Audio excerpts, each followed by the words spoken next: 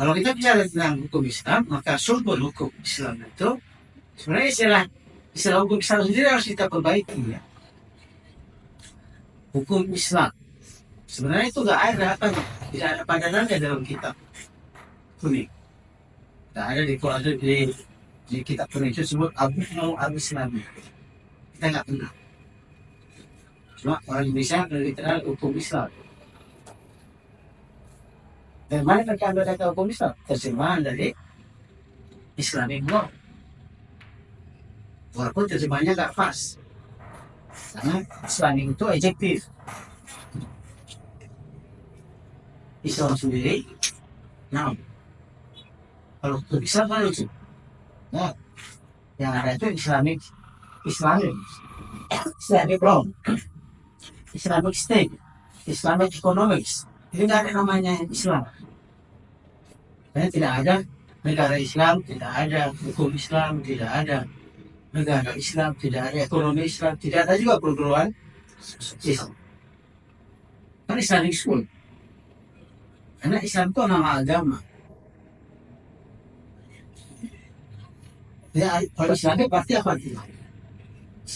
Islam ini bersifat Islam. Jadi hukum itu bersifat Islam. Negara ini bersifat Islam. Kita nggak pakai Islam. Itu kita sebut Indonesia bukan negara Islam, apa kan? Tapi Indonesia adalah negara Muslim. Apa? Jadi tidak semua negara Muslim itu adalah negara Islam. Ini negara Muslim. Kenapa? Karena waktu itu penduduknya Muslim, beragama Islam. Sudah Islami. Ya, itu relatif antara 0 sampai 100. Kalau orang HTI bilang 0, ya. Kalau orang yang lain bilang mungkin 90.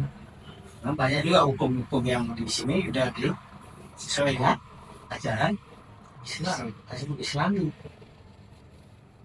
Ya, hukum Islami, hukum yang Islami cuma kita lebih suka menggunakan hukum Islam.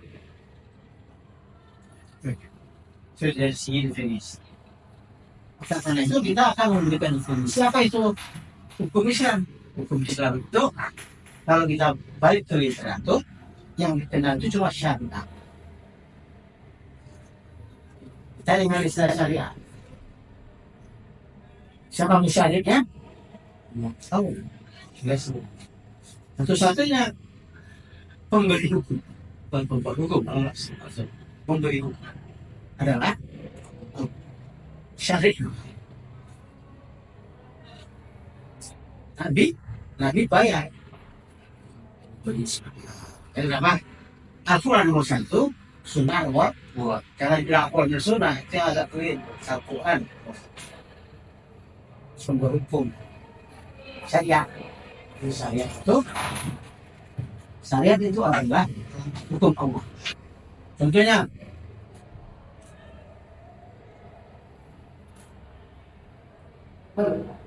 syariat itu Islam. Kita percaya Islam, kita syariat.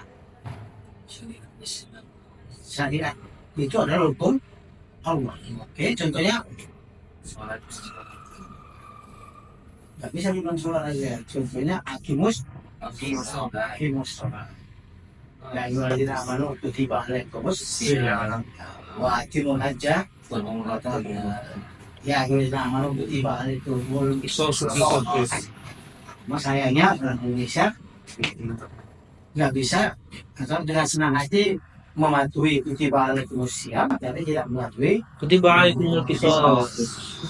Dan kemudian mereka mengambil calon penghuni Surga. itu kita nggak katakan bisa nggak kita ya itu dalam yang jadi PR para kiai lah, para kiai, para ustaz, para ulama.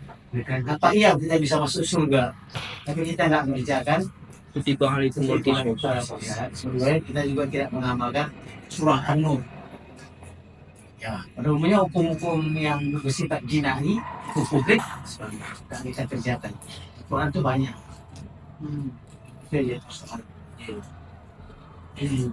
Nah, jadi syariat itu adalah hukum Allah. Allah yang bikin kita hukum. Yang hasilnya berita dan larang. Orang tak keluar walaupun Gitu. dan tak. Jadi syariah itu prinsip peribadatan lah.